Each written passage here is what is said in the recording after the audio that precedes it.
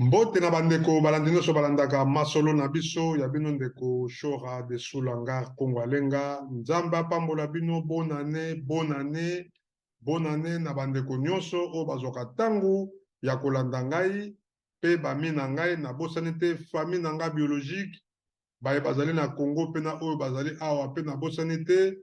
famille na ngai na kati ya Eroga Lisungi association na biso ya bana Bumbu Selembau. Bonne année na bino. Vraiment ya solo bandeko nzambe akomisi biso na 2023. Vraiment tikate nzambe azwa lokumu pamba te ye kaka mutu azali na sécurité ya nzoto pe na milimo na biso. Nzambe abatela biso apesa biso oyo ye moko apesa biso pote ya solo. Nzambe apesaka mutu na mutu programme na ye. Nzambe apesaka mutu na mutu mission na ye na mokili. Yango bandeko biso bana Eroga Lisungi nzambe abateli biso tika ete tokumisa nzambe. Merci mingi. Lelo zali émission ya liboso oyo tosali na 2023. Tobandi yango na kati ya Eroga Lisungi nde tokolobela bango mokolo ya lelo. Lelo ya solo tokolobela Eroga Lisungi boyebe ke lelo zali le 2 mardi kasi ya solo bandeko tokoki kobosana te le 31 lekaki bonne année lekaki ndenge nini na kati ya association ya Eroga Lisungi. Bonne année leki ndenge nini na Congo mobimba bafete kasi bato mosusu bamoni te eloko te ya kolia mingi baza na pasi. Mes condoléances na bandeko nyonso to oyo bakufaki le 31 et surtout oyo pe bakufi mokolo ya lelo po tozali éternel mate. Ya solo bandeko association ya Eroga Lisungi oyo ezali kosangisa bana Bumbu Selembau le 31 décembre na kati ya Kinshasa. Présidente Mama Pepito Kilala ye akutanaki na bamembre nyonso to ya Eroga Lisungi mpona kolakisaki ya solo atake présidente il faut bamembre na ye pe bazwa te eloko ya kolia parce que bamembre boyebi ke bakontribuaka ata ya moke oyo badebriaka na Kinshasa kasi ya solo bakontribuaka na kati ya association na bango. Yango Mama Pepito Kilala bokumesa na biso ya Kitambo oyo azalaki bongo na kati ya commune ya Kinshasa ya solo en tant que présidente ya Eroga Lisungi el Kinshasa ye ayaki kokutana na bamembre nyonso ya Eroga Lisungi accompagné na fondateur ya Eroga Lisungi Clara de Bruxelles. Clara de Bruxelles akendaki pona likambo tali projet oyo tobengi ya restaurant du Caire Lisungi. Restaurant du Caire Lisungi ezali projet oyo euti na kati ya association ya Eroga Lisungi. Basali projet oyo pona nini? Basali yango po bamembre nyonso tu ya Eroga Lisungi bakoka koliaka ata 2 fois. Yango babengi yango restaurant du Caire Lisungi. Donc motema ya bamembre nyonso tu yango Clara de Bruxelles ke koluka ba donateur bato bazali mbongo ekomonanaka baza na posa kosunga bato lokola nde tomonaka Eugène Manzangisa, lokola nde tomonaka JP Soudaf, lokola bato bazali ebele bokomona bato ebele oyo boyokaka na basango bakoya kotia mpe appui na bango na Erogal Lisungi mpe bakotia appui surtout na projet oyo ya restaurant du Caire Lisungi. Donc bandeko na ngai yango Clara de Bruxelles akendaki na Kinshasa pona kokutana na bato oyo bazali na motema malamu o bazali kosepelaki ya solo ba initiative ya boza kosalama bango mpe basunga yango bandeko tokolanda video bomona ndenge mama Pepito présidente ya Erogal Lisungi Elikin ye akutanaki na bamembre na ye bamembre ya Erogal Lisungi. Merci mingi na Nzuzi Madiata, merci mingi na Jackie Ganga, merci na bamembre nous surtout ya Erogal Lisungi na Elikin o bozali kuna. Vraiment nzamba pambola bino, vraiment kimia nzambe zala kati na bino ba bonne année na bino, ba bonne année na bino pe uti pa na nga shora de sulanga, ba bonne année surtout uti na ba membre ya Erogal Lisungi na mikili ya poto. Merci mingi na Eva la Makuza, ye pa zala ki vraiment wana. Merci bandeko tolanda video oyo bongo sima tokotia lisusu ba commentaire na ndenge mama Pepito Kilala a kutanaki na ba membre pe apese bango soso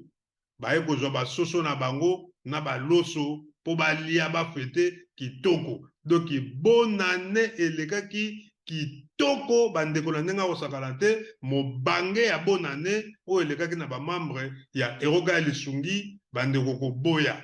nzamba pambola bino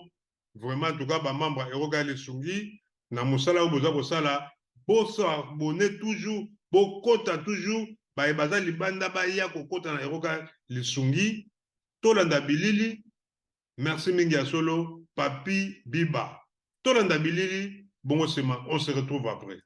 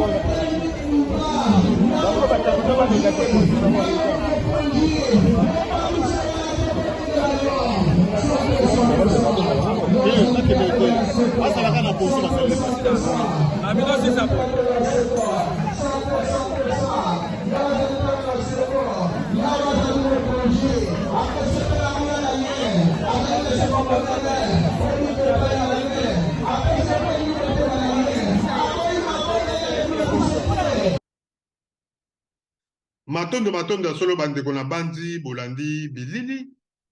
bilili association ya Eroga Lisungi bomoni projet oyo ezobanda na 2023 oyo tozali oyo to bandi yango projet déjà ezobanda donc kala mingi te ba membre ya Eroga Lisungi bokozwa ba carte na bino parce que avant olia na semaine moko ezali 2 fois pour na kolia. Donc, ezali projet moko du cœur pour la Lisungi. Ndeko nyonso oyo ezali membre ya Eroga Lisungi elkin azana droit ya koya koliaka 2 fois par semaine bakopesa ba adresse kobima esika bandeko kolia bakopesa bino ba carte na bino po soko za na carte te bandeko kolia te. Il faut za na carte na yo na restaurant o laksi carte na yo za la ngai na ye na Kinshasa wana. So na komi na kin naza na posa na dame donc nalia nazwi carte na ngai shora de sulanga Kongo alenga donc na ye bapesa ngai damage na ngai na dame mpo naza na droit naza membre donc soki na komi na Kinshasa bandeko ngape na oya kolia na restaurant na koya donc restaurant ezali na biso bana poto oye na Kinshasa vacances nde tomonaki général ale maloko azalaki na kati ya kin aza na droit mpe ya koleka na restaurant adame na ye vungula ya kitoko donc alie mpena kitoko abimi ameli mai na ye kitoko donc merci mingi ya solo mpenza bainitiative ya boye vraiment il faut molamo kaka na Eroga Lisungi merci mingi ya solo bandeko merci vraiment na fondateur Clara de Bruxelles merci vraiment en tout cas bandeko en tout cas biso tozali mpe na poto toyebi kia solo bandeko toza na misika bato mosusu baza na Allemagne partout en Europe France par France Belgique Suisse toza kopanzana mais ya solo bandeko bato na bato baza mpe na association na bango na kati ya pays oyo ozali bandeko epekisami te kokota na Eroga Lisungi soki omoni ke olingi okota na Eroga Lisungi oza libre Eroga Lisungi epekisi mutu te ke oza na association songolo oya otika yango oyaka na Eroga Lisungi non awa ezali maison mère mutu nyonso toza na droit kokota onga mutu ya kibobo oza na droit kokota na Eroga Lisungi donc Eroga Lisungi epekisi mutu te mutu mpe oyo aza na kati ya Eroga Lisungi oza na droit mpe kokota association mosusu neti ngai naza na kati ya Bundes toza na Bundes toza na Gal Bundes tosala mpe awa Gal Bundes parce que esangisaka mpe biso bana bumbosele mbau oyo tozalaka na kati ya Allemagne parce que toza misika toza ebele donc baoyo mpe bazalaka na Allemagne oyo asepeli na ye neti ngai naza mpe na Eroga Lisungi parce que maison mère tokutana sikoyo Europe mobimba tokendaka kokutana na Paris nde toza boye inane se ekoki me tokofete fete na biso na mars awa bandeko oyo kaka l'invité invite ekoyinda na mars na Paris tokoya na Paris tous les bana gale o nga mutu ya kibobo papi onokoko akozala Paulin Chappé asa aye déjà ye pasa koti doki azala masolo akozala o ngai Alexis Champagne akozala Kama Mvwama Roger Ndonga batu tu bakozala Serak Nzangala donc feti wana na mars biso tu bayaya tu tokozala wana donc ekoyinda na mars ekozala esengo sepela basepelisa yo bamere na biso tu bakozala bagaloise tu Toto Chic de Paris akozala Ani Bosenzo de Genève akozala mère ade basexy akozala Kibonge Bubangi akozala donc Kijoki Moni tous les bayaya gal bagalois nyonso tu Roger Mabanda akozala Blaise Kita donc bandeko na nga ekoyinda na mars biso nyonso tu inane ya eroga lisungi en tout cas biso nyonso tu tokozala wana merci mingi ya solo na mama Pepito Kilala na initiative kitoko sali biso bamama baliaki kitoko na bonne année vraiment continuer ba initiative à boye vraiment maman félicitations nzamba pambola yo bonne année na famille mobimba ya Kilala merci mingi ya solo bandeko na bosani pete bonne année na fondateur Clara de Bruxelles et si vous allez bonne année na Eva la Makwiza bonne année na yo bonne année na bandeko nyonso tu Papi Biba motema ya Belinda bonne année na bino le président Lebo bonne année président ya Erogal Lisungi na kati ya mikili awa na Europe bonne année na yo président bonne année na bandeko nyonso tu kulutu na biso Kilmeja bonne année na yo bonne année na Vevadis bonne année na ba vie nyonso tu mes condoléances na vie majam o akutaki kokufela noko vraiment en tout cas on est ensemble 2023 oyo terre ouverte toza la problème moto te oza na likambo ya mutu ndeko senga bolimbisi soki osalaki mabe senga bolimbisi bagalois tozala bomoko tolongola keto oyo tozalaka nango ya bapere na biso ya basangolo zaku tolongola yango tozala pe esprit ya bayaya baesprit mpena ndenge tokakokola tozalaki na bolingo tokabola bamapa shoka desula nga na nzambele kingo na padu profa bazokabola damas toke basefa tozolala na baetoko donc bandeko toviva bavie ya balake mbero mais on est toujours ensemble babisha bakaladi ya kuba nzamba pambola ye merci mongo na ve na biso ve ndao paster ndao lelo aza na Luanda nzamba pambola yo pipisha bambote na yo merci mingi na Abubakar na kati ya London ndungu ndala jo ndala bayaya tu vraiment en tout cas na bosa te Claudie Masamuna merci na bandeko nyonso tu nzamba pambola bino tokutani bongo mbala nsima merci mingi na Willy Misaka Mpangi merci mingi ya solo bandeko nzamba pambola bino en tout cas tokutani bongo mbala nsima nde tokosola lisusu masolo abonnez-vous bana gal bana erogal lisungi o bazala Kinshasa bana erogal lisungi bozala poto awa bosa abonné na Congo Alenga TV parce que émission oyo eza koleka na Congo Alenga TV mais bosa abonné to s'abonner zali site na biso moko ya bana gal onga mutaki bobo s'abonner ozana émission na yo tokosala ngo eza problème te mais erogal lisungi vraiment bandeko nyonso tu bosabone ekozala esengo mingi merci mingi nzamba pambola bino tokuteli bongo mbala nsima